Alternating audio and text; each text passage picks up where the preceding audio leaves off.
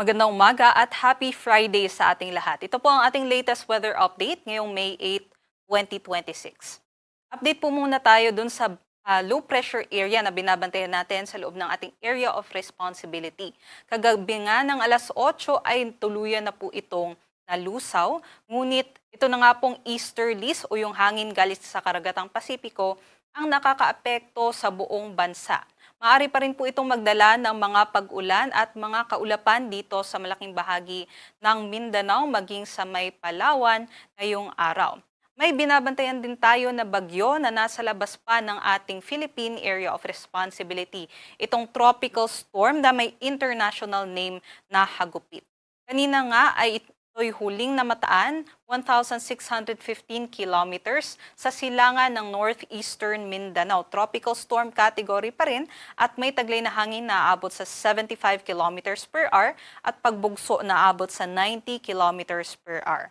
Sa kasalukuyan, kumikilos po ito pa west-northwestward sa bilis na 20 kilometers per hour. Alamin po muna natin ano kaya ang mangyayari dito sa bagyong ito at paano ito makakaapekto sa ating bansa.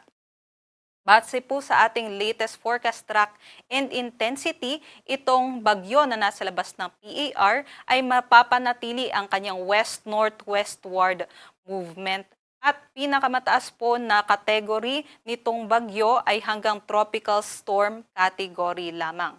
Maaari nga po itong pumasok ng ating area of responsibility bukas ng gabi o madaling araw ng linggo. At pagpasok naman po ng ating PAR, ang nakikita natin sa ngayon na ay hihina po itong bagyong ito.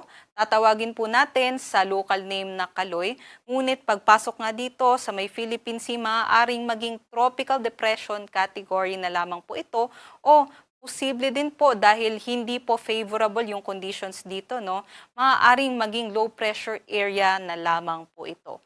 Ngunit magdadala pa rin po ito ng mga pag-ulan at maaari din pong magdala ng mga kaulapan dito po sa may eastern sections ng Visayas and Southern Luzon pagsapit po ng Lunes hanggang sa Martes.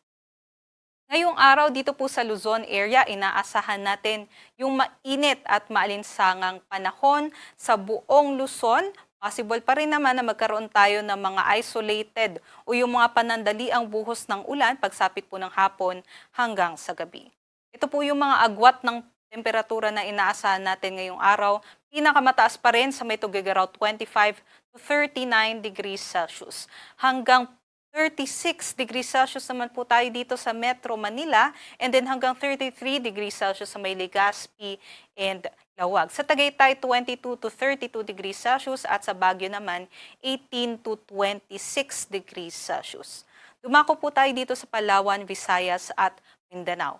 Inaasahan nga po natin dahil dito sa easterlies, maaari po makaranas ng maulap na panahon na may kalat-kalat na mga pag-ulan, pagkulog at pagkidlat yung ating mga kababayan dito sa may Palawan and also sa may Zamboanga Peninsula, Northern Mindanao, sa may Caraga and Siquijor, maging dito sa may Barm, at dito po sa may Sultan Kudarat and Sarangani, Davao Occidental, maging sa may Davao Oriental. Kaya't doble ingat pa rin po dahil posible yung mga pagbaha at pagguho ng lupa dulot dito sa katamtaman hanggang sa malalakas na mga pag-ulan.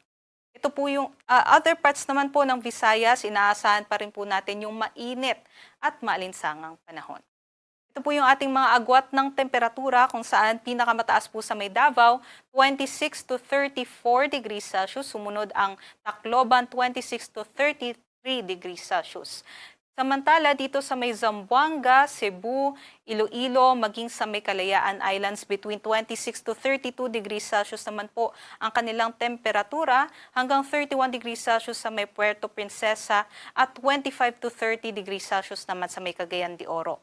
Ngunit ito po ay mga air temperature pa lamang o temperatura ng hangin, iba pa po yung ating heat index. Kahapon nga po nakapagtala tayo ng hanggang 44 degrees Celsius no, na heat index sa 4 na lugar sa ating bansa. Sa may Dagupan City, Pangasinan, Batac, Ilocos Norte, Apari, Cagayan, maging sa may San Jose, Occidental Mindoro. No, itong danger level category po Remind lang natin sa ating mga kababayan, maaari po itong magdulot ng heat exhaustion, heat cramps, and in worst case scenario po ay heat stroke. Delikado po ito. Kaya inaabisuhan po natin yung ating mga kababayan na umiwas po tayo na lumabas ng ating mga kabahayan, especially between 10 a.m. to 4 p.m. And also magsuot po tayo ng light colored na mga damit at huwag pong kalimutan na uminom ng tubig throughout the day. Kahapon din sa Metro Manila, nakapagtala naman ng hanggang 41 degrees Celsius na heat index na nasa extreme caution category. Forecast heat index naman po natin sa Metro Manila ngayong araw 40 to 41 degrees Celsius at pinakamataas naman 45 degrees Celsius dito sa may Apari, Cagayan. Aside po dito sa Apari, Cagayan, meron pa pong 21 na mga lugar na maaaring makaranas din ng hanggang danger level na heat index. Kaya doble ingat sa ating mga kababayan. Para naman po sa kalagayan ng ating mga karagatan, wala naman po tayong gale warning na nakataas kaya't malaya din pong makakapaglayag yung ating mga kababayan. Para po dito sa Kalakhang, Maynila, ang araw po ay sisikat mamayang 5:31 a.m. at tulubog naman mamayang 6:15 p.m. Para sa mga karagdagang impormasyon, bisitahin po yung ating mga social media accounts sa X, Facebook at sa YouTube. At para sa mas detalyadong impormasyon, bisitahin naman po ang ating websites pag-asa.dusd.gov.ph at panahon.gov.ph. Muli ito po si Lian Loreto. Magandang umaga at happy weekend sa ating lahat.